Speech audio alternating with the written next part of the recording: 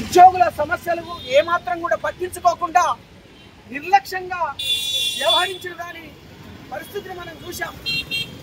దాని ఫలితంగానే కేసీఆర్ ప్రభుత్వం నుండి దిగిపోవడం జరిగింది.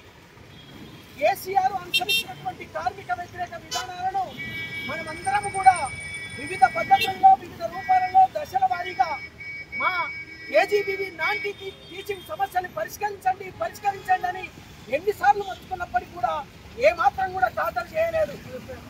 అధికారం దిగిపోయినటువంటి ఈ పరిస్థితులలో కొత్తగా అధికారంలోకి వచ్చినటువంటి కాంగ్రెస్ రేవంత్ రెడ్డి ప్రభుత్వం అధికారంలోకి వచ్చి 6 నెలలు గడిచిపోయింది.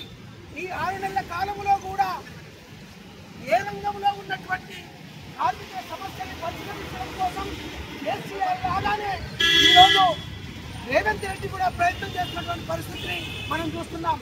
ఇప్పటికే 475కు పైగా ఉన్నటువంటి వందలాది మంది నాన్ టీచింగ్ వర్కర్స్ ఎదుర్కొంటున్నటువంటి సమస్యలు ఏవైతే ఉన్నాయో పుట్టగొడుగుల్లాగా పెరిగిపోతున్నాయి.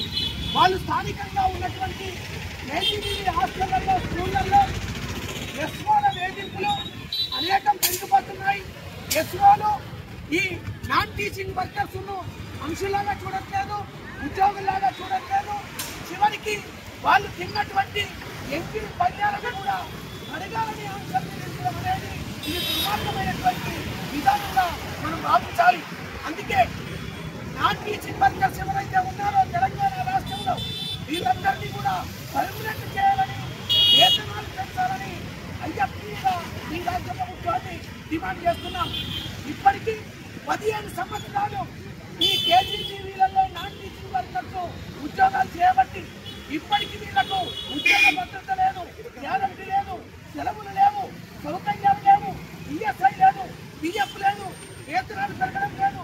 అనేక రకాలుగా ఇబ్బందులు పడినటువంటి ఈ పరిస్థితుల్లో ఈరోజు కొత్త ప్రభుత్వానికి కేజీబీవీ నాన్ టీచింగ్ వర్కర్స్ ఎదుర్కొంటున్న సమస్యలు దృష్టికి తేక తప్పలేదు.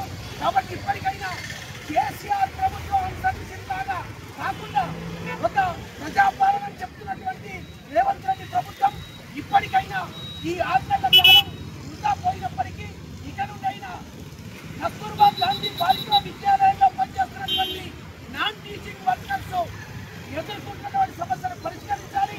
ప్రధానంగా పెరుగుతున్న ధరలకు అనుగుణంగా వాళ్లకు కనీస వేతన చట్టాన్ని సవరించి నెలకు 27,000 రూపాయలు ఇచ్చే విధంగా, వీక్లీ సెలవులు ఇచ్చే విధంగా, పర్మనెంట్ చేసే విధంగా, సౌకర్యాలు పెరిగే విధంగా మీరు ఈ ప్రభుత్వం పట్టించుకోవాలని, లేనట్లయితే రాబోయే కాలంలో పెద్ద ఎత్తున ఉద్యమాలు చేయక తప్పదని ఈ సందర్భంగా హెచ్చరిస్తున్నాం.